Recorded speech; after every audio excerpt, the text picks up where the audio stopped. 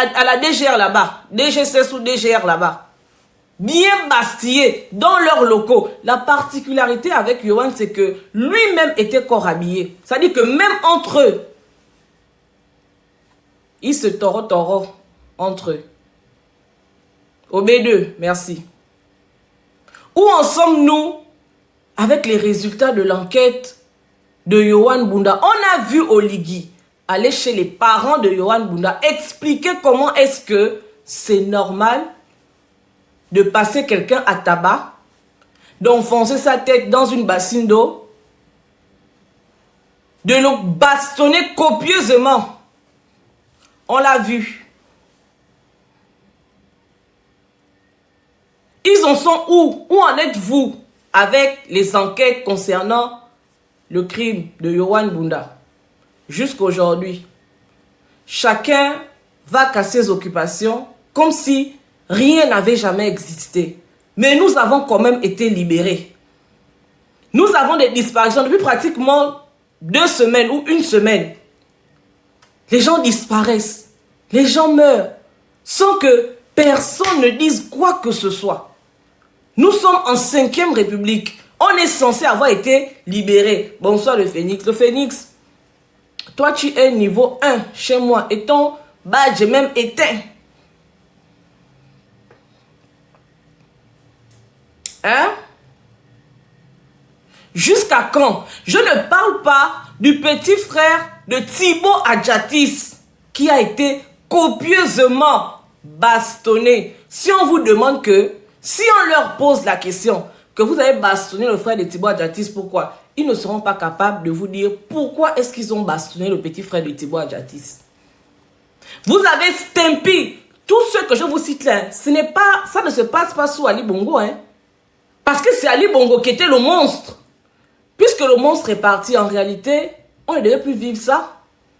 Il ne devait plus exister ces bavures-là. C'est-à-dire que les bavures devaient être du style, oui, un policier, il a voulu racketter quelqu'un, et puis ça s'est mal passé, ils se sont chamaillés, et puis il a je sais pas. Ce qui se passe sous Oligui, sans Ali Bongo, est-ce qu'on doit comprendre que en réalité, le problème n'était pas Ali Bongo, mais le problème était ceux qui exécutaient les ordres et qui sont aujourd'hui au pouvoir, qui sont devenus maintenant eux-mêmes des donneurs d'ordre. Il faut qu'on aille chercher pour savoir si véritablement ces gens-là recevaient des ordres. Ou bien si ce n'était pas par excès de zèle qu'ils faisaient subir aux Gabonais ce que les Gabonais continuent de subir aujourd'hui. Si on vous demande que le petit frère de Thibaut Adjatis avait fait quoi, vous nous direz quoi? Quelle sera votre réponse? Non, c'est le petit frère de Thibaut Adjatis. C'est tout. On n'a même pas encore fini le défunt Stempy Love Obam. Pour être venu faire une vidéo, il a juste pris sa caméra, il a fait allusion à quelqu'un, Ngoulou 2.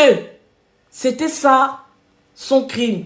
Ce qui a scellé son sort sur terre. La phrase qui a décidé que, qui a déterminé que lui, sa place, c'était au séjour des morts. Ngoulou 2. Avec Chico. Ils ont arrêté Stempy Love Obam. Ils ont emmené Stempy Love Obam sous les sous-sols de la présidence ou à la DGR ou à la DGCS ou bien quoi. Oui, je plaide pour Boa. Et puis le problème, il est où? Vous avez dit que c'était Boa le problème. Non, Boa est parti aujourd'hui. Est-ce que vous pouvez nous compter le nombre de Gabonais décédés sous Oligui alors que Ali Bongo n'est plus au pouvoir? Vous pouvez nous dire? C'est Ali Bongo le problème, non? Pourquoi on continue de vivre ce que... Mais ouvrez les yeux en fait. Et puis tous ceux qui sont perdus là, ceux qui n'arrivent pas à allumer leur cerveau pour réfléchir convenablement là, celui qui n'est pas d'accord avec moi, il part de mon live, tout simplement. Je ne suis pas venu vous appeler. Les gens que j'ai appelés pour faire ce live là, ils sont là. Ils ne mettent pas les commentaires que vous mettez là. C'est toi qui avais tué Nazi, un chien vert. Allez, dégage.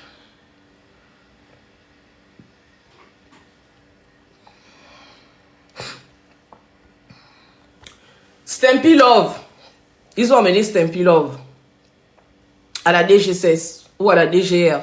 Ils ont bastonné copieusement Stempilov. J'ai la photo de Stempilov où son dos est complètement déchiré. Je ne sais pas s'ils ont mis le fer sur son dos, s'ils ont mis les coups de matraque sur son dos, s'ils ont mis les ceinturons sur son dos. On ne sait pas. Moi, j'ai la photo du dos de Stempilov. La dernière prison qu'il a faite au Gabon, avant de passer de vie à trépas. J'ai la photo de ça. C'est incroyable comment dans notre pays, l'être humain, c'est-à-dire que l'humain n'a aucune valeur devant ces gens. C'est-à-dire que vous êtes chez vous tranquillement, vous n'avez rien fait à personne, il suffit qu'il y ait une confusion. Ou bien il suffit que vous soyez soupçonné de quoi que ce soit, on vient vous prendre et on vous emmène au sous-sol de la présidence. Est-ce que vous savez combien de Gabonais ou même d'étrangers il y a au sous-sol de la présidence?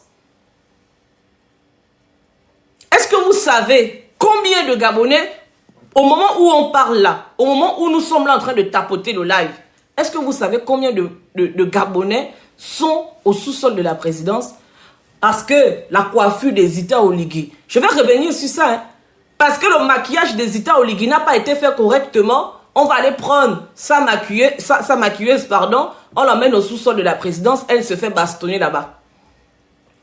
Parce que la maîtresse d'Oligui, qui est directrice de l'intendance aujourd'hui, est fâchée que tu as regardé cette dame-là de travers, on te prend, on t'emmène au sous-sol de la présidence. Parce que tu es un journaliste, tu n'es pas d'accord avec ce que Oligui fait, du simple fait seulement que tu dises que tu n'es pas d'accord ou que tu critiques l'action d'Oligui, on te prend, on t'emmène au sous-sol de la présidence. Parce que, je sais pas, tu as composé un numéro par hasard comme ça et puis c'est peut-être tombé sur Zita Oligui. On dit que oui, tu voulais draguer la femme du président. On te prend, on t'amène au sous-sol de la présidence. Ou on t'invente une histoire. Oui, tu as appelé la femme d'Oligui. Pourquoi tu as appelé la femme d'Oligui? Comme la femme d'Oligui, c'est une déesse en fait. On te prend, on t'amène au sous-sol de la présidence de la République. Aujourd'hui, le Gabon est pris en otage. Il règne un climat de terreur au Gabon. Les agents de la DGSS. Allez, toi, Tate ou qui là? Dégage. Les agents de la DGSS aujourd'hui font la pluie et le beau temps au Gabon. On a vu Nazi qui était avec eux. Il est venu faire des dénonciations ici. Nazi. Nazi est venu nous expliquer que il a été pris, emmené à la DGSS, fouetté copieusement. Et après, ils l'ont relâché, tout simplement comme ça. Ils ont appelé sa maman pour dire que, oh non, attends, mais il y a beaucoup de perdus ici aujourd'hui, hein. Les modos, vous faites quoi? Oh non, c'est notre petit frère, on voulait juste donner une petite leçon. Ils appellent ça petite leçon. C'est-à-dire que vous frappez les gens. Vous introduisez des objets dans les trous des gens. Excusez-moi, hein, c'est ce qui est la réalité. Et vous appelez ça petite correction. C'est comme ça que vous appelez ça. Et les Gabonais sont là, terrorisés, terrifiés. On n'a pas beaucoup n'ont pas le courage de dénoncer ça. Je vais pas aller plus loin. Je vais faire monter la dame. Je vais faire un post sur... est-ce que tu peux faire la demande, s'il te plaît? J'ai fait un post hier sur Facebook où j'étais en train de relater une histoire. Et je vous assure que l'histoire est tellement rocambolesque que moi-même, si je n'avais pas vu les images, je n'allais pas croire à cette histoire-là. Ça fait froid dans le dos. Je vous jure que toute la journée d'aujourd'hui, je suis restée sans manger. Quand j'ai vu les images de cet enfant-là, qui a été copieusement frappé à la DGSS, je me suis dit que, waouh, Même à l'époque d'Ali Bongo, il n'y a pas eu un climat de terreur en réalité. J'étais choquée. Choquée. Ok, elle est là. C'est la sœur de, c'est la sœur du monsieur. Elle va prendre la parole et puis elle va s'exprimer. Est-ce que tu veux que je te fasse mettre la caméra? Tu peux pas venir en caméra. Je peux pas. Non. Bonsoir. Bonsoir. D'accord, bah c'est pas grave. C'est pas grave. Allons-y. Je serai la téléfait. Bonsoir à tous.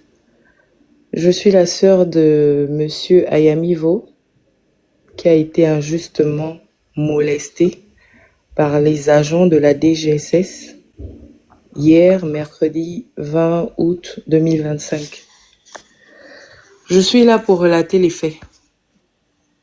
Je ne suis pas venue causer du tort au gouvernement ou quelque chose, non. Je suis là pour relater les faits et exprimer mon mécontentement, ma désolation face à l'injustice qui se passe dans ce pays, face à l'impunité qui règne dans ce pays. Alors, hier matin, mon frère reçoit un appel de notre cousin par alliance, Monsieur Alexandre, appelé Bijou de son petit nom. Et là, notre cousin lui dit que on a un frère qui travaille à la DGSS. Je cite les noms parce que je suis pas là pour mentir. On a un frère qui travaille à la DGSS qui s'appelle Stewart Piga, qu'il a appelé pour lui dire que mon frère Ayamivo était recherché parce que une de ses connaissances a fait une gaffe et comme lui il était en contact avec cette connaissance, on veut l'interroger. Donc il a dit à mon frère Monsieur Ayamivo que notre frère Stewart veut juste que l'interpellation ne soit pas brutale parce que généralement quand les agents de la DGSS viennent interpeller quelqu'un, ça se passe de manière brutale. Mon frère Ayamivo dit à notre cousin Alexandre que tu es sûr que je peux faire confiance à cette personne. Moi, de toute façon, je ne me reproche de rien. Je peux aller à la DGSS. Mais si tu dis que ils veulent m'interpeller et que notre frère Stewart veut que ça soit dans le calme, il n'y a pas de problème. Je me reproche de rien. Il lui a demandé que tu es où présentement. En réalité, mon frère était chez lui à la maison. Mais connaissant comment les agents de la DGSS agissent et ayant déjà eu des antécédents dans notre famille, il a jugé bon d'aller rapidement au domicile familial pour qu'au cas où ça dégénère, il y ait des témoins. C'est comme ça qu'il dit à notre cousin Alexandre que je suis au niveau du PK8, à la maison familiale. Mais en réalité, il n'était pas encore là-bas. Et c'est comme ça que notre cousin Alexandre lui dit, ok, je dirais au petit Stewart de te retrouver à la maison du PK8. Mon frère Ayamivo dit à notre cousin Alexandre que tu es sûr que je peux lui faire confiance. Parce qu'en réalité, dans notre famille, nous ne faisons plus confiance aux agents de force de l'ordre. Sincèrement, nous n'avons plus confiance. Donc, il pose la question à Alexandre que tu es sûr que je peux lui faire confiance. Alexandre lui dit, tu peux lui faire confiance. C'est notre petit frère. Vas-y. Du moment où Ayamivo ne se reprochait de rien, il sait qu'il n'a rien fait. Tu te réveilles un matin, vraiment tu sais que tu n'as rien fait. Il s'est dit que bon, si c'est pour si c'est pour des questions d'enquête, je vais répondre. Quand il arrive au portail chez nous, à la maison familiale, au PK8, il trouve l'agent de la DGSS qui est notre cousin aussi par alliance. Il le trouve au portail, mais il ne le connaissait pas de vue. C'est comme ça qu'il appelle notre cousin Alexandre. Il lui dit, je vois un jeune homme devant le portail. Est-ce que c'est lui? Notre cousin Alexandre lui dit, oui, c'est lui. C'est comme ça qu'il dit à notre cousin Stewart que rentre dans le portail. Mon frère Ayamivo rentre avec son véhicule dans le portail et Stewart le suit. Il était au téléphone avec notre cousin Alexandre. C'est comme ça qu'il dit à notre cousin Alexandre que « Attends, je te le passe ». Donc, quand mon frère Ayamivo donne le téléphone à Stewart, Stewart coupe l'appel, il met le téléphone de mon frère Ayamivo dans la poche et c'est comme ça que lui, il a senti que, en fait, il y a toujours un instinct. Il s'est senti tout de suite en danger. Il est descendu de la voiture, il est monté à l'escalier parce qu'on a dans notre barrière, on a la maison principale et on a des chambres à l'arrière, juste à l'étage. Donc, il est allé à l'étage et il a demandé aux filles qui étaient là-bas d'appeler notre père. Il a dit, appelez papa. Donc, le temps que les filles sortent leur téléphone, elles ont dit, on n'a pas de crédit. Stewart était déjà en haut avec lui. C'est comme ça qu'il dit à Stewart que si tu veux qu'on discute, allons discuter tranquillement dans la maison. Stewart lui pose la question que tu connais une certaine Jessica. Et là, il dit oui, je connais Jessica. Qu'est-ce qu'il y a? Stewart lui dit, elle a volé 150 millions à un gouverneur. Et tu es suspecté d'être son complice. C'est là que mon frère Ayamivo dit que, mais attends, vous me parlez de quoi?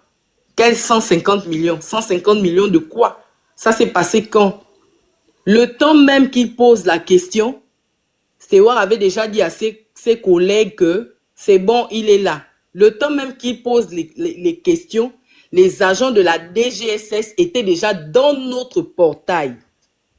Et ils sont arrivés comme ils étaient au nombre peut-être de 7 et les voitures étaient garées à l'extérieur. C'est-à-dire que embuscade, guet-apens, ils étaient tous en noir.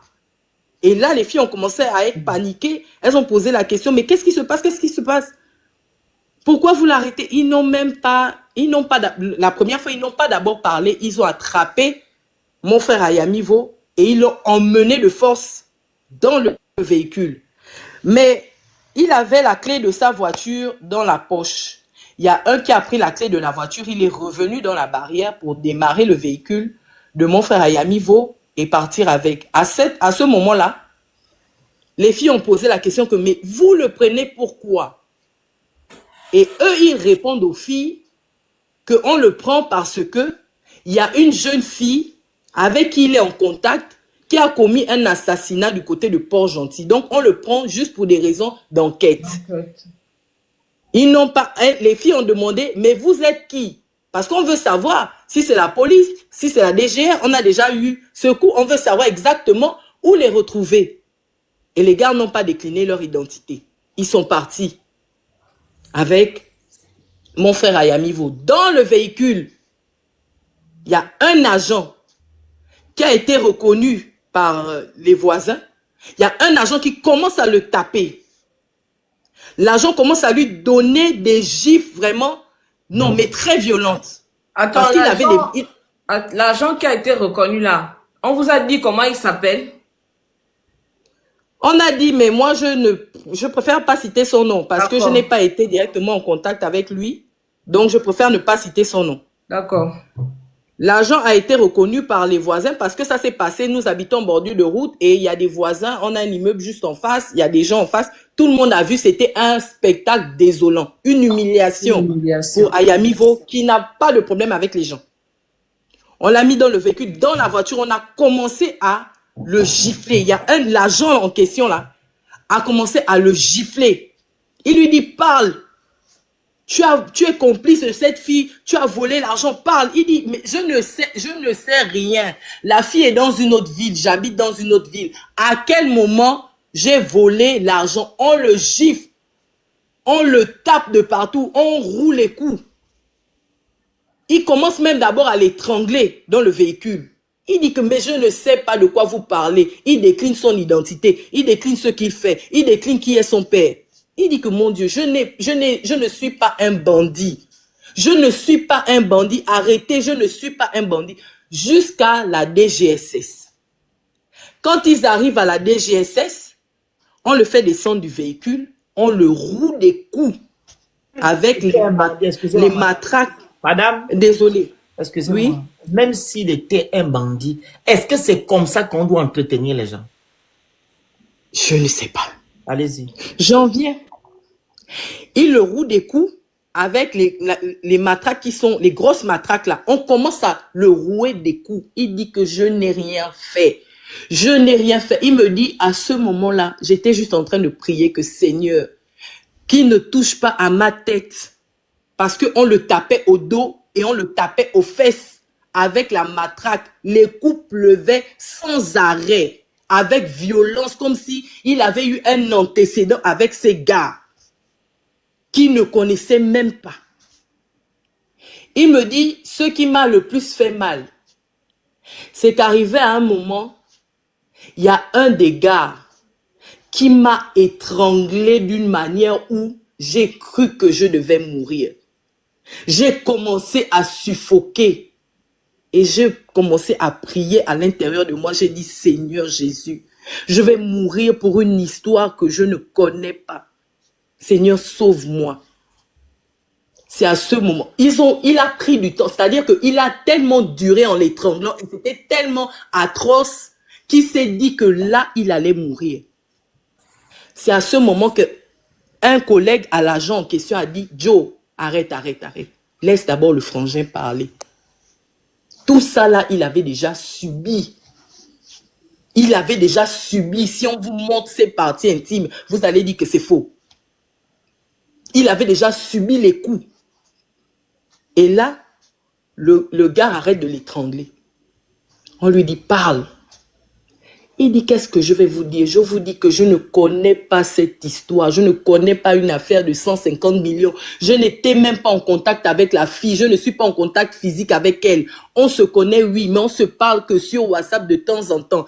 Elle est dans une autre ville. Je suis dans une autre ville. Vous avez fouillé mon téléphone. Je n'ai rien à y voir avec cette histoire. Et d'ailleurs, si vous voulez parler peut-être avec elle, je coopère. Si vous avez des trucs à me demander, je vais coopérer. Je vous jure sur la vie de mes enfants que je ne connais pas cette affaire. Au moment où il est en train de parler, il aperçoit la copine de la fille dans les bureaux de la DGSS. Il dit que mais ça c'est la copine de la fille. C'est la fille qui vit avec elle. Et on l'emmène dans une pièce où il y avait le petit frère, il y avait le petit-fils autant pour moi, du gouverneur en question. Il y avait la copine de la fille.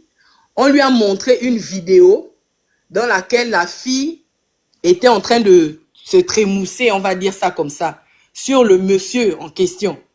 Il avait un débardeur blanc. Il n'était pas nu, mais il avait un débardeur blanc. Et puis, elle était en train de se trémousser. Elle a pris l'argent dans un sac et elle montrait les billets. Elle disait à sa copine que « Mon gars a l'argent, mon gars a l'argent ». Et elle envoyait les vidéos là à sa copine. Donc, on montre les vidéos là à mon frère. On lui dit « Tu vois, elle a volé l'argent là ». On demande au petit-fils du monsieur qui est dans la vidéo d'essayer encore d'appeler son grand-père, vu que quand lui, il a essayé d'appeler son grand-père, le téléphone ne passait pas. Quand le petit-fils essaye d'appeler le grand-père, le téléphone sonne finalement et le grand-père décroche. Il dit, allô, papy, mais tu es où? Depuis hier, on te cherche, tu es où? Je suis même à la DGSS. Le grand-père dit que vous me cherchez pourquoi? Moi, je suis à Libreville, vous me cherchez pourquoi? Il y a quel problème?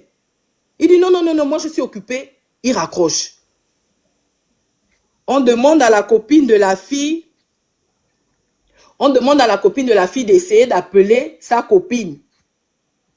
La fille appelle la copine, finalement le téléphone sonne parce que la fille était en train de dire que sa copine a volé l'argent parce que c'est à elle qu'on a envoyé la vidéo et c'est elle qui contacte un de ses frères à la DGSS pour dire que ma copine a volé à son gars 150 millions, donc il faut qu'on l'attrape. Donc, elle pensait que la copine était déjà en fuite au niveau du Cameroun, par le Cameroun. Elle a dit ça même devant mon frère. Elle était en train de dire que c'est sûr qu'elle est déjà partie par le Cameroun. Donc, on demande à la fille que, bon, toi aussi, essaye d'appeler ta copine, on va voir si le téléphone passe, vu que le téléphone aussi de la fille ne sonnait pas. Quand elle appelle la copine, le téléphone sonne. Quand le téléphone sonne, la copine décroche, elle dit, allô, man. La fille au bout du fil dit, oui, man. Tu es où là? Non, mais je suis en Zeng, je suis en train d'aller en Zeng, je suis avec mon gars. Tout de suite, on comprend que il n'y a pas eu vol, il n'y a pas eu fuite. La fille est même avec le gars en question. Les agents de la DGSS regardent mon frère et lui disent que monsieur, vraiment, nous sommes désolés, c'était une erreur, vraiment désolé, hein, vraiment, ce sont des choses qui arrivent, vous êtes libre, vous pouvez partir. Simplement comme ça. Là, simplement, aussi simple qu'on dit bonjour, ça va. Comme ça, là, on lui dit que vous pouvez partir. Mon Dieu. Entre-temps, ils avaient demandé à mon frère d'appeler les parents pour dire qu'il est à la DGR. Donc, quand ils viennent l'interpeller, moi, on m'appelle. Moi, j'appelle mes gens d'un peu partout pour savoir s'il est dans les commissariats, et PJ et tout ça, DGR. On me dit qu'il n'est pas là. Mais comme il a appelé notre maman pour dire que maman, je suis à la DGR, venez. Venez. Donc, moi, je suis allée du côté de la DGR, donc en face. J'étais en train d'attendre. Je me suis dit que bon, certainement, il va arriver. Il est encore dans les patrouilles avec les gars et ils vont arriver. Donc, tout ce temps, j'étais assise à la DGR. On ne l'a pas retrouvé dans les locaux de la DGR. J'étais assise en train de l'attendre. C'est comme ça que on le laisse sortir. Il m'appelle. Je lui ai fait les messages que mais tu es où? Tu es où? Et il m'a appelé. Il me dit, c'est bon, on m'a libéré. C'était pas moi, je n'avais rien à y voir. Je dis que, mais on t'a d'abord pris pourquoi? Et tu es où? Tu as dit que tu es à la DGR. Je suis à la DGR depuis. Mais je ne t'ai pas vu. Il me dit, je ne suis pas à la DGR. Je suis à la DGSS. Du côté de la présidence. La présidence. C'est comme ça que je lui dis que, vu que j'ai garé au parking de la mosquée, au parking de la présidence là, donc viens, vu que les gars étaient partis avec son véhicule, je dis, viens là, on se retrouve. Mais quand mon frère arrive, j'ai même la chair de poule quand je vous parle. Quand mon frère arrive, il s'agit de mon frère, même père, même mère. Quand mon frère arrive, je regarde mon frère. Je regarde mon frère. Je dis, mais si tu es innocent, pourquoi est-ce qu'on t'a fait ça? Il me dit, chérie, je ne veux même pas parler de ça, je ne veux pas porter plainte, je veux juste rentrer à la maison et je veux reprendre ma vie, j'attends mon voyage, je pars et je ne reviendrai plus jamais au Gabon. Entre-temps, quand j'étais à la DGR, j'ai trouvé un frère à moi là-bas qui m'a dit, vous voyez, vous aimez souvent vous agiter sur les réseaux sociaux, vous aimez alerter tout le monde. Tu as vu finalement, il est innocent, on l'a retrouvé à la DGSS. Tu as vu si tu étais déjà allé sur les réseaux sociaux, hein, ce que ça devait faire, ce que tu avais fait avec les autres, avec Loli et Guelor là. Hein, tu as vu, ça nous a causé du tort et tout, et tout, et tout. J'ai appelé ce frère, je lui ai dit, viens voir ce qu'ils ont fait. Parce que si je parle, vous allez dire que je suis méchante. Je ne me suis jamais levée pour venir parler des histoires de la République ou venir insulter une autorité. Jamais de la vie. Mais quand on touche à ma famille, je suis prête à tout. Je suis prête à tout. Je dis, viens voir ce qu'ils ont fait à un innocent. Il est venu avec son collègue. Ils ont regardé, ils disent, oh. Ils disent, oh. Ah, mais vraiment, qu'est-ce qui s'est passé? On relate les faits. Ils disent, non, l'histoire ne tient pas la route. Ça doit peut-être être qu'ils ont supposé qu'ils faisaient dans le trafic de drogue. Puisqu'ils ont pris le véhicule, ils ont fouillé. Certainement, ils pensaient que ton frère avait la drogue. Mais comme ils n'ont rien trouvé, ils l'ont libéré parce que l'histoire ne tient pas la route. Chacun de nous a ses méthodes. Hein. Vraiment, Frangin, du courage. Je suis désolée pour toi. Du courage. Et ils sont partis. Simplement comme ça, là. Comme je vous parle là. Comme je vous parle là. Comme je parle comme ça. Il a dit, je ne veux pas porter plainte. Ça ne va jamais aboutir. Je ne veux même pas qu'on parle de moi sur les réseaux sociaux. Je ne veux pas qu'on publie mes photos. J'ai dit non. J'ai dit, je vais parler de ça. Il me dit non, s'il te plaît, laisse tomber. Je ne veux même pas porter plainte. Laisse ça comme ça. Je quitte le Gabon, je ne reviens plus. C'est comme ça que j'ai appelé sa mère, j'ai appelé notre mère, j'ai dit maman. Non, c'est elle qui m'appelle, elle me dit, tu es déjà avec lui. Parce que quand il m'a dit qu'il sortait, il a encore mis peut-être 45 minutes avant de sortir. Mais j'ai dit que tant que je ne vois pas mon frère de mes propres yeux, je ne bouge pas d'ici. Je suis restée au parking de la présidence. Ensuite, il est venu. Et maman m'a appelé, elle me dit, tu l'as vu? Je dis, oui, maman, nous sommes ensemble. Mais ce qu'on a fait à ton fils, c'est incroyable. On ne peut pas faire ça à un innocent. Vous interpellez quelqu'un qui non, attendez d'abord. des questions. C'est-à-dire que même si il était coupable, supposons qu'il était coupable, pourquoi est-ce qu'on va tabasser les gens à ce niveau-là? Pourquoi? C'est dans quel pays? Accordez-lui le bénéfice du doute. Écoutez-le d'abord. Il faut avoir toutes les preuves. Il faut avoir toutes les preuves même. Je ne cautionne pas le fait qu'on tape quelqu'un. Mais vous ne pouvez pas taper quelqu'un. Vous n'avez aucune preuve. Aucune preuve contre lui. Il n'y a pas quelqu'un qui a porté plainte pour dire qu'on lui avait volé 150 millions. Mais sur des suppositions, parce que vous avez vu une vidéo d'argent, vous dites que cet argent était volé et il y a eu complice. Il y a eu un complice. C'est pas normal.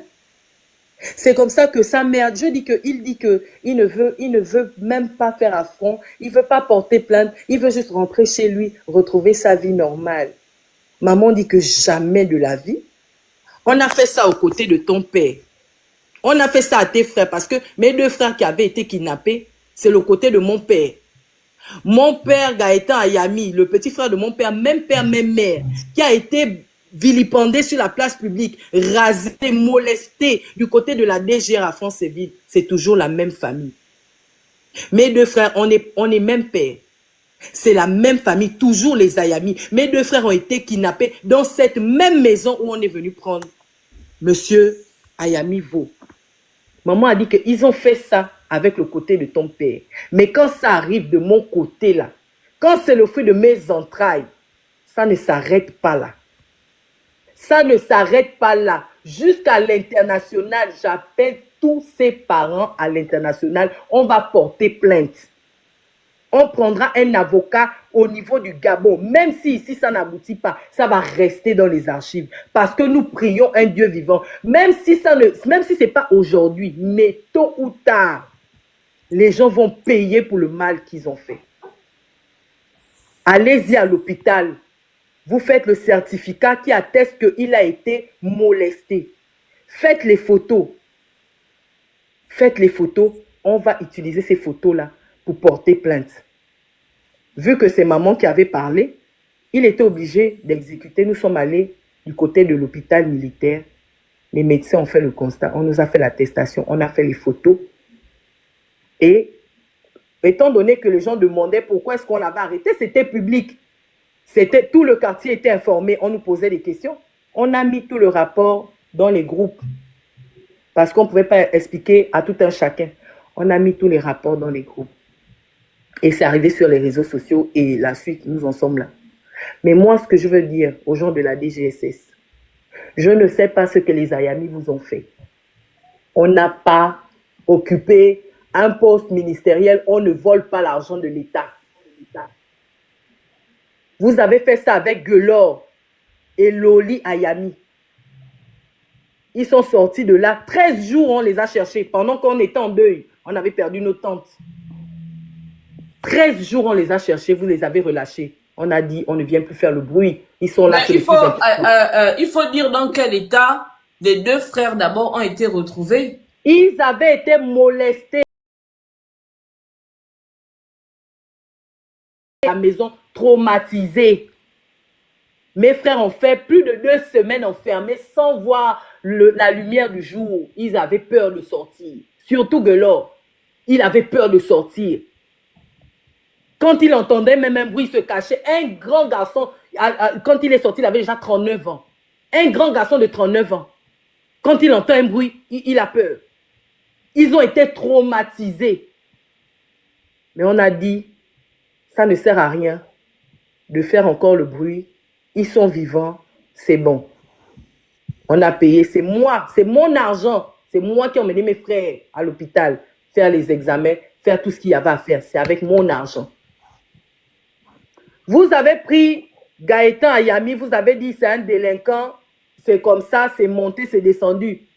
Dieu merci, ses propres collègues de l'UOB, de l'USO sont venus témoigner en sa faveur. Tandis qu'il ne cherchait pas les problèmes avec le gouvernement. Il était en train d'attirer l'attention du gouvernement face à ce que Komilog était en train de faire aux autochtones de l'EIMA et l'écolo.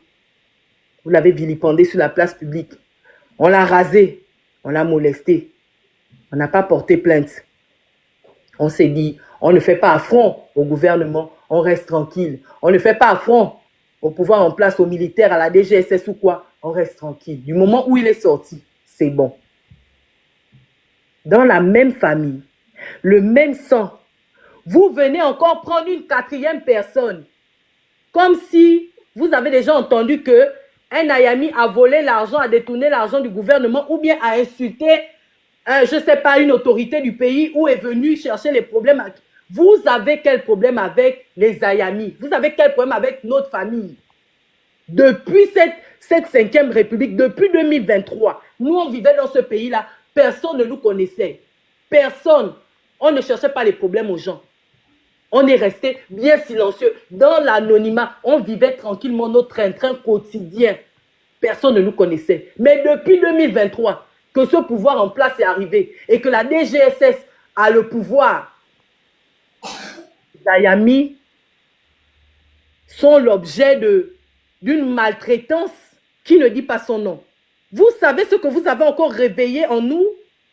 On était déjà en train d'oublier ce qui s'est passé en 2023. Vous savez ce que vous avez réveillé en gueulant quelqu'un qui était traumatisé, qui a dû voir les psychologues pour qu'ils se sentent en confiance dans ce pays. Vous savez ce que vous avez réveillé? Hier, il est rentré encore dans l'anxiété. C'est-à-dire qu'il s'est dit que ce n'est pas fini. Je pensais que cette histoire était complètement terminée. Mais s'ils viennent prendre mon propre petit frère à la maison, la même maison dans laquelle ils nous ont pris, c'est que nous sommes en danger. Nous sommes en perpétuelle insécurité dans ce pays. On vous a fait quoi? Il faut nous dire clairement, vous avez fait tel truc, et puis si on peut réparer, on va réparer. Mais à ce que je sache, on n'a jamais fait quoi que ce soit, à qui que ce soit dans ce pays. Donc à un moment donné, il faut arrêter. Et ce que vous avez fait à Ayamivo, il faut savoir que l'enfant a deux côtés. Le côté de son père et le côté de sa mère. Et le côté de la mère d'Ayamivo est très virulent. Et très virulent. Vous n'avez pas idée de là où cette affaire va partir. Vous n'avez pas idée. Tôt ou tard, même si au Gabon il n'y a pas de justice, nous servons un Dieu vivant. Nous prions l'Éternel des armées. Tôt ou tard, le règne d'un homme n'est pas éternel. Je dis que tôt ou tard, vous allez le payer. Vous allez payer le mal que vous avez fait à notre famille. Tôt ou tard, le Dieu que nous prions va vous faire regretter ça. C'était mon dernier mot. Donc, pour ceux qui viennent d'arriver, l'histoire c'est quoi? L'histoire c'est que il y a un papa et sa copine qui sont allés dans une chambre d'hôtel dormir. Ils ont dormi, ils ont chillé toute la soirée. Et après avoir chillé, le monsieur s'est endormi sous l'effet des stupéfiants ou quoi, on ne sait pas trop, mais il s'est assoupi. Et dans son sommeil, pendant qu'il était endormi là, la jeune dame qui était avec lui, elle a commencé à le filmer. Et il avait de l'argent sur lui. Donc, la dame a filmé l'argent. Et en filmant, elle a filmé aussi comment elle prenait ses pieds, elle mettait dans la bouche du monsieur, etc., etc. Les jeux des amoureux. Donc, quand elle filme, elle prend la photo, la vidéo, elle envoie à une amie, son amie à elle, que non, voilà mon gars à l'argent, voilà 150 millions dans le sac. Et donc, la copine, peut-être qu'elle a l'ongunda, peut-être qu'elle, je ne sais pas trop comment, elle prend la vidéo là, elle envoie à son frère qui est à la DGSS, son frère ou son copain ou son ami, je ne sais même pas. Elle envoie à la DGSS, aux gens de la DGSS. Les gens de la DGSS, quand ils voient la vidéo de l'argent là, ils disent que oh, voilà un gombo. Parce que eux, ils ne réfléchissent qu'en fonction de ngombo. C'est de la vidéo que tout part en réalité.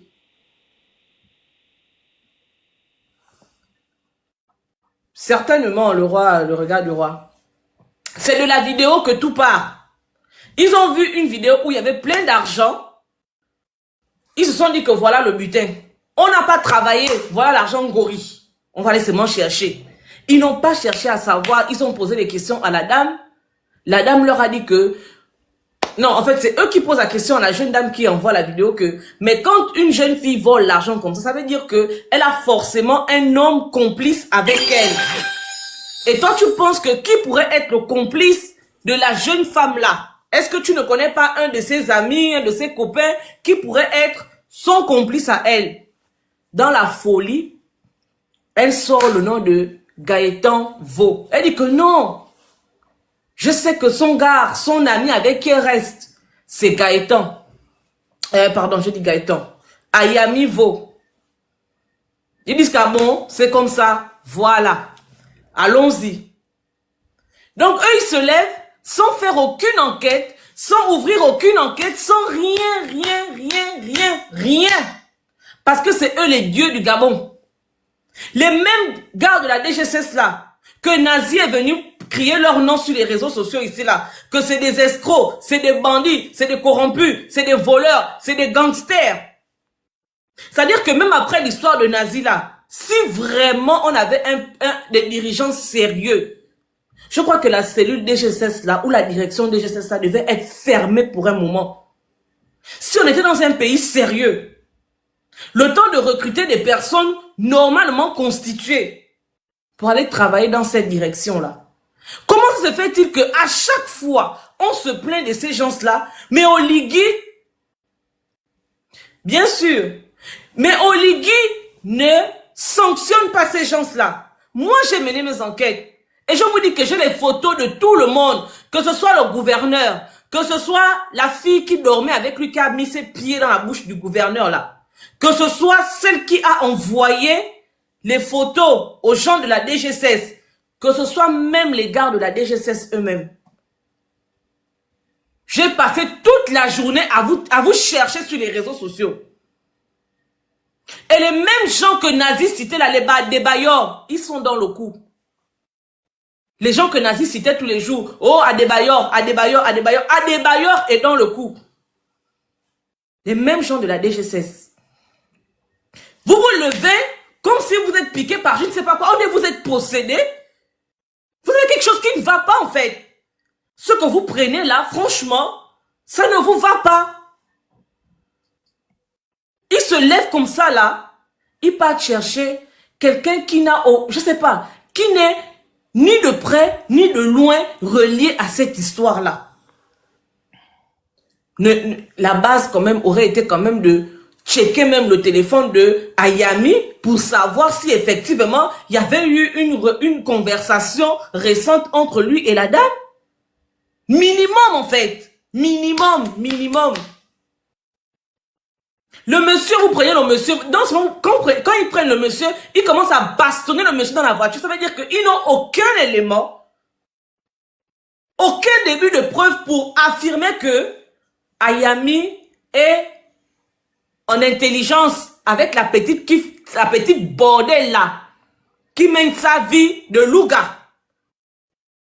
Ils n'ont aucun faisceau d'indice pour dire que les deux sont ensemble et ils ont mené un coup pour voler 150 millions. Non mais c'est extrêmement grave ce qui se passe au Gabon en réalité.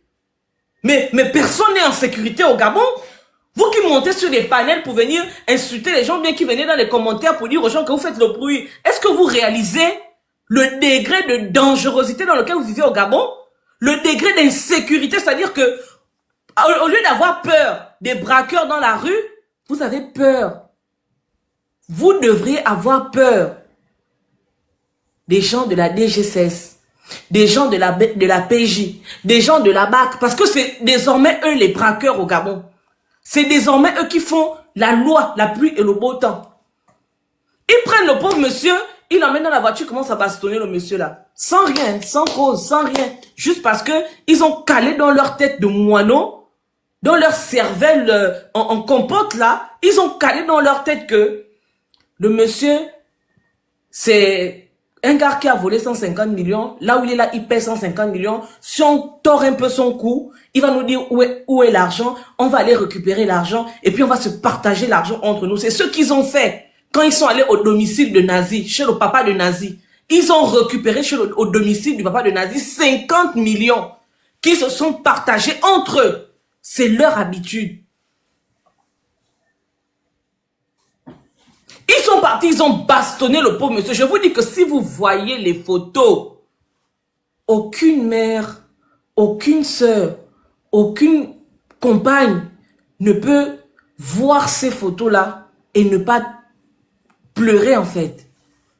C'est d'une violence inouïe. C'est d'une violence insoutenable. Je me demande que, qui êtes-vous? Est-ce que vous êtes des humains?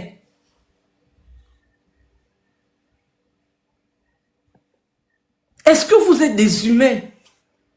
Pour que à la fin, quand ils interrogent finalement la dame qui a fait la vidéo et le gouverneur lui-même, les gars leur disent que mais qu'est-ce qui vous prend en fait? L'argent n'a jamais été volé.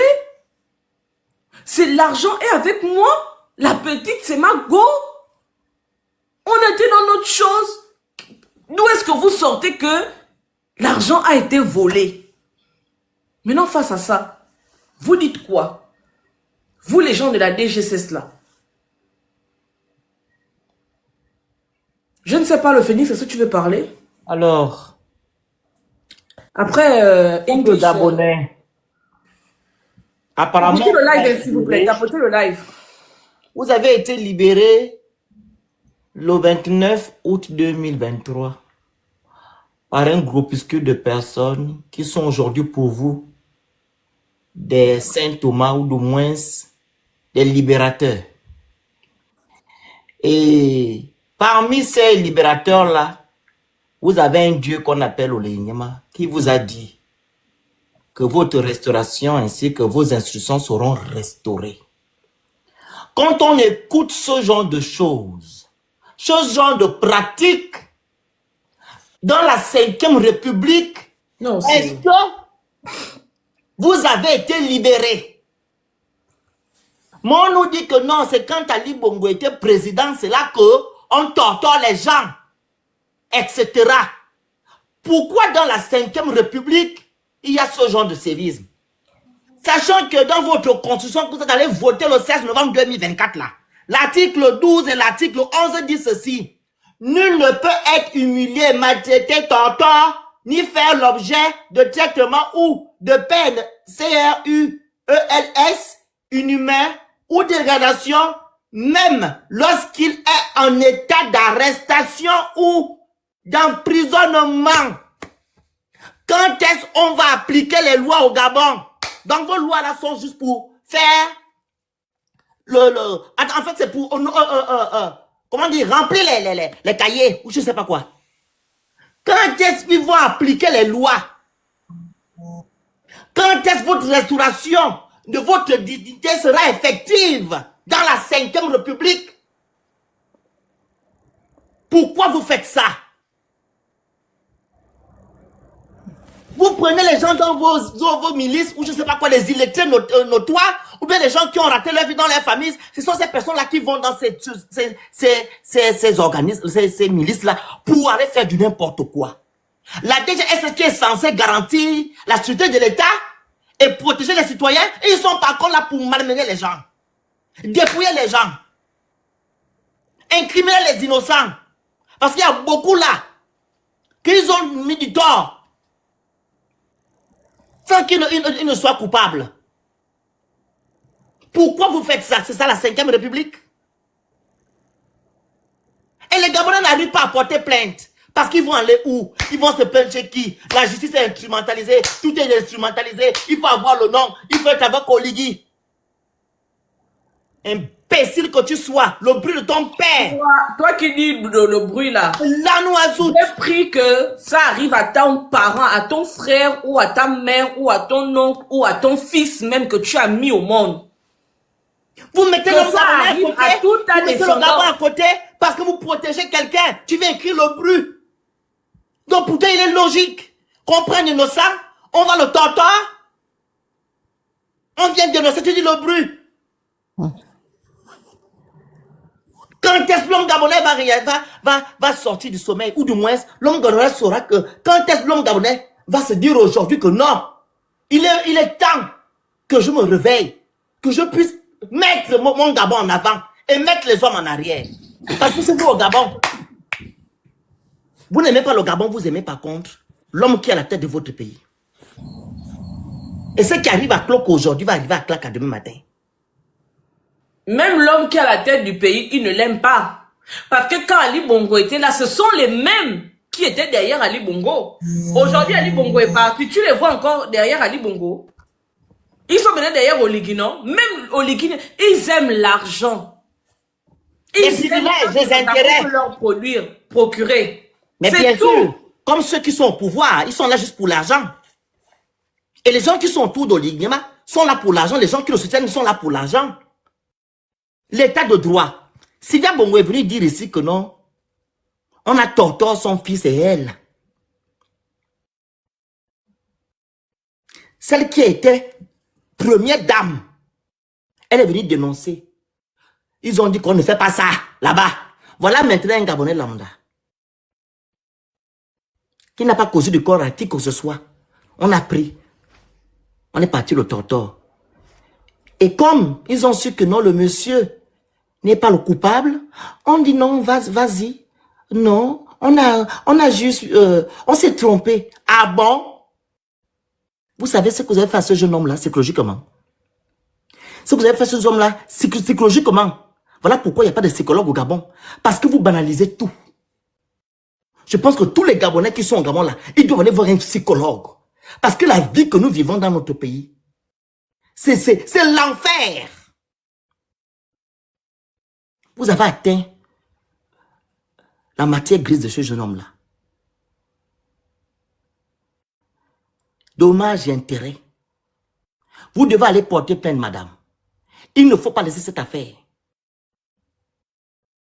Et si on était dans les vrais pays, comme Princesse l'a dit tout à l'heure, le rat de Beyrouth avait dénoncé les gens de la DGSS. Jusqu'à présent, on n'a pas entendu qu'on a arrêté quelqu'un. On n'a pas entendu qu'on a fait une mise à pied à quelqu'un. Rien.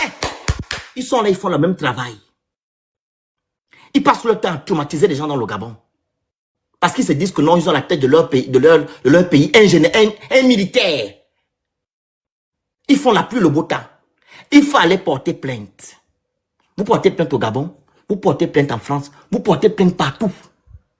On va poster les photos des gens là sur les réseaux sociaux. Comme ça, au moins, on saura que tel, c'est un tortor, tel, c'est un tortor, tel, c'est un tortor. Et la dame qui a envoyé la vidéo à l'agent ou à son copain, je pense qu'ils ont l'habitude de le faire. C'est des bandits. Elle aussi, on va exposer ça. Ça doit être une petite Charlie. Une Charlie, voilà. Voilà. On doit aussi mettre sa photo sur Internet. Parce qu'elle est qui pour envoyer les photos des gens à la DGSS? Elle est maintenant fille de renseignement. Au point, on va comment dire, je vais utiliser le mot, on va malmener quelqu'un. La personne qui n'a jamais été informée de ce qui se passe. Vous amenez son nom et vous le malmenez et on dit non, c'est terminé. Rien n'a changé au Gabon. Vos lois là ne servent absolument à rien. C'est juste pour remplir les cahiers ou les livres que vous avez chez vous. Ali Bongo était même mieux qu'Oligui. Mais vous n'avez encore rien vu. Vous allez manger les cailloux au Gabon. Et les Gabonais, même si les choses ne se font pas, il faut toujours dénoncer. C'est via la dénonciation que les choses pourront se faire. Mais si vous gardez vos choses dans les maisons, que non, je vais aller vivre ma vie, ils vont continuer à faire.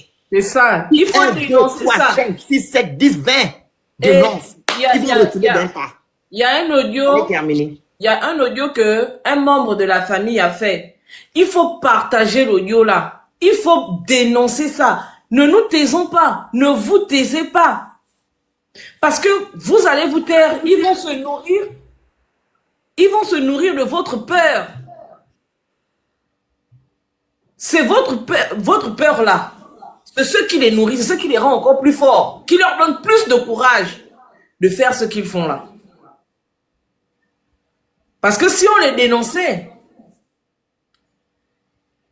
je n'ai pas envie de dire n'importe quoi, mais oui, pour nous, non, il y a le parent de la famille qui est là. Ah, ok, English, d'accord. English, English, allez-y. Bonsoir à tout le monde. Ça va, Bonsoir, bonsoir. je suis là, bonsoir. Oui, donc il faut tout simplement d'abord pour commencer, je suis du côté maternel de la victime. Je suis du côté maternel et ce que ma sœur avait déjà mentionné ici est totalement complètement ce qui s'est passé. Moi, je viens plutôt sur l'aspect juridique de la chose. On ne peut pas citer le nom de quelqu'un dans un problème et tout de suite faire une descente musclée dans la concession de la personne. Déjà là, il y a ce qu'on appelle violation de domicile. Il y a violation de domicile parce que lorsqu'une personne est citée dans une affaire, la loi est censée délivrer une ordonnance. Donc, ce qui vous permet de mettre pied dans la concession de la personne. Or, l'article 250 du Code pénal gabonais dit « Quiconque sans ordre des autorités constituées et hors les cas où la loi ordonne la saisie des prévenus aura arrêté, détenu ou séquestré des personnes quelconques sera puni d'une peine d'emprisonnement allant de 5 à 10 ans et d'une amende d'1 million de francs CFA. » Là, on remarque que lorsqu'on a cité le nom de mon grand frère, parce que lui c'est mon grand frère, sa maman est la grande sœur de ma maman. Donc, dès lors que son nom a été cité, forcément, on doit se présenter devant la personne avec un mandat de perquisition. Et lorsqu'on saisit la personne, c'est pour continuité d'enquête. La personne bénéficie de ce qu'on appelle la présomption d'innocence. Toute personne arrêtée pour enquête bénéficie d'une présomption d'innocence, même si les faits sont là, montrent que la personne est coupable, mais pour continuité d'enquête, on ne peut pas tout de suite commencer à sanctionner la personne pour les délits. Alors que là, c'est ce que mon frère a subi. Là, c'est ce que mon frère a subi. Donc, à partir de ce moment, on comprend tout simplement que l'État gabonais ne veille pas à la sûreté de ses citoyens. Nous sommes dans un État voyou, dans un État gangster, où les personnes qui croient avoir le pouvoir aujourd'hui pensent que nous ignorons que hier, lorsque les anciens décideurs torpillaient le peuple, ce sont ces personnes-là qui étaient aux ordres. Parce que lorsqu'on va dans les quartiers aujourd'hui, vous entendez les militaires dire « c'est désormais nous qui avons le pouvoir ». Mais revenons sur le cas de Billy Bizet. Quand on a accusé Billy Bizet d'avoir tué les Gabonais dans le QG de Jean-Ping, un simple porte-parole. Il y a des mots qu'on n'utilise pas, ça risque de faire sauter le langue. Désolé. Un simple porte-parole qui serait à l'origine de la MORT des Gabonais. Mais un porte-parole ne décide rien. Qui était aux ordres? Qui était aux ordres des personnes qui ont fait des descentes? La descente dans le QG, ce sont ces mêmes personnes qui aujourd'hui ont le pouvoir. Et vous les entendez dire, c'est nous qui avons le pouvoir aujourd'hui. C'est nous qui avons le pouvoir. Vous les voyez danser dans les carrefours. C'est nous qui avons le pouvoir aujourd'hui. Ils ont les armes, ils ont les treillis, on ne peut pas les toucher parce qu'ils ont les treillis. Mais on est obligé de subir. Mais Duralex, on n'est pas obligé de subir. On n'est pas obligé de subir. Oui, j'en viens, Frangine. Subir dans quel sens? Dans le sens où les personnes qui pensent détenir la force aujourd'hui ne peuvent avoir le dessus que sur le peuple ignorant que nous sommes. Parce qu'il faut reconnaître une chose, le Gabonais se cultive très peu sur ses droits. Le Gabonais se cultive très peu sur ses droits. Il suffit qu'un agent, entré, se pointe devant toi, te dise, oh, je vais t'arrêter, tu le vois trembler. Et si l'agent en question retourne la conversation en disant que bon, si tu ne veux pas aller au commissariat, donne-moi tant, et tu vas le voir trembler, il va aller chercher de l'argent. Mais parce qu'il ne connaît pas ses droits. Nous sommes acculturés juridiquement.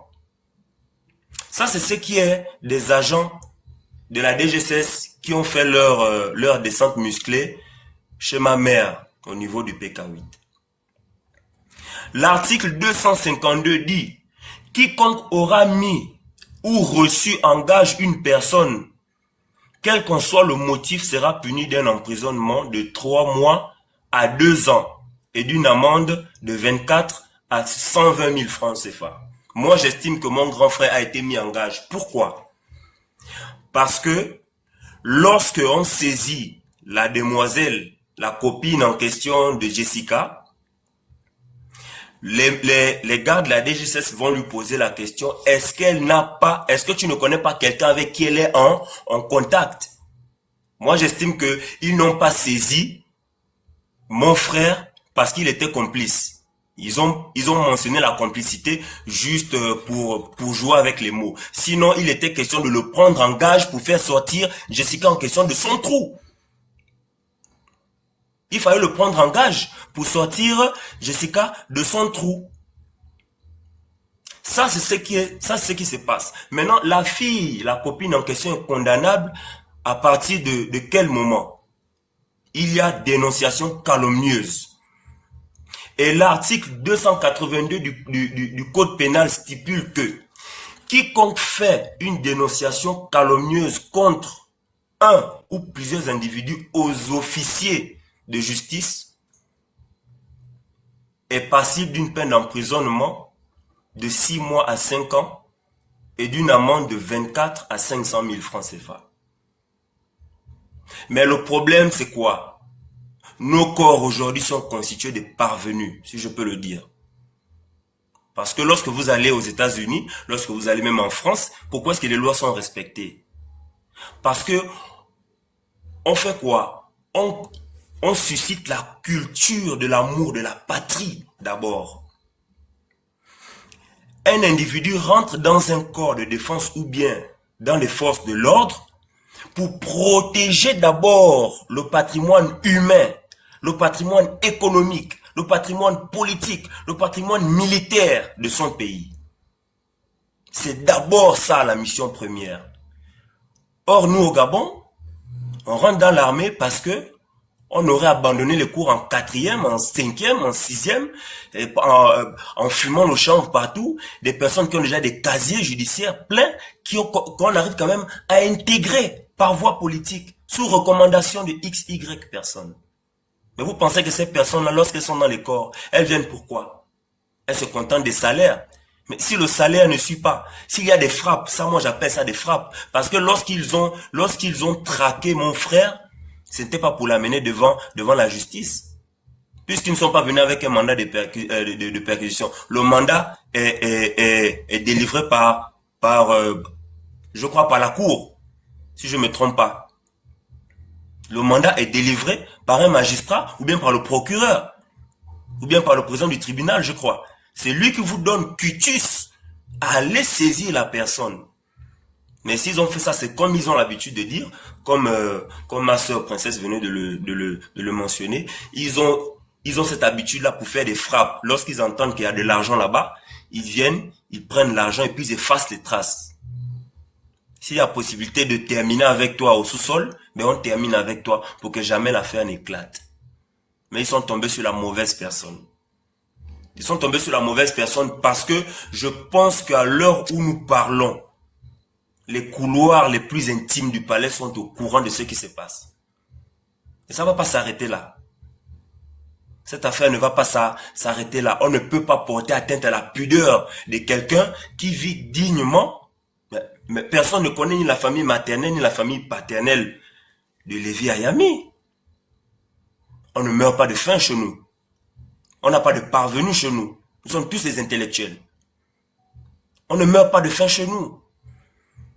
Donc de là à être inculpé pour vol ou bien complicité de vol, parce que déjà même là on parle d'un simple vol. Mais lorsque les gars sont arrivés, ils ont mentionné le meurtre. C'est des propos graves. Ils ont dit qu'il aurait été complice d'un meurtre. Complice d'un meurtre. On porte atteinte à la dignité de la personne. Et déjà qu'il y a eu tout un spectacle au portail. Accusation. Fausse accusation, oui, fausse accusation. Ils ont fait tout un spectacle au portail. Mais on connaît la famille Ayami au niveau du quartier où il a été saisi. On connaît la famille. Nous sommes une famille respectable. Monsieur Ayami lui-même est un agent des forces de défense de ce pays qui sert dignement le Gabon. Donc lorsque ce genre de choses se passe, les chefs du renseignement, ceux qui sont là depuis jadis, ceux qui sont là depuis Bongo, les chefs du renseignement ne connaissent pas ce monsieur. Parce que quoi? Les personnes qui sont sur le terrain, c'est des parvenus, des personnes sans vergogne, des personnes indignes moralement, des personnes sans identité propre. Parce que lorsqu'ils vont dans ces corps-là, l'éthique et la déontologie du travail, ils ne savent pas ce que c'est. Ils ne savent pas ce que c'est. Même lorsqu'on arrête un criminel, même lorsqu'on arrête quelqu'un qui a posé des actes aussi odieux, mais cette personne a droit au respect de sa dignité et une façon de traiter la personne. Parce que si c'était le cas, mais les Blancs qui nous ont amené la loi, les Blancs qui nous ont amené tout ce qui est juridique et autres, pourquoi s'ils ne font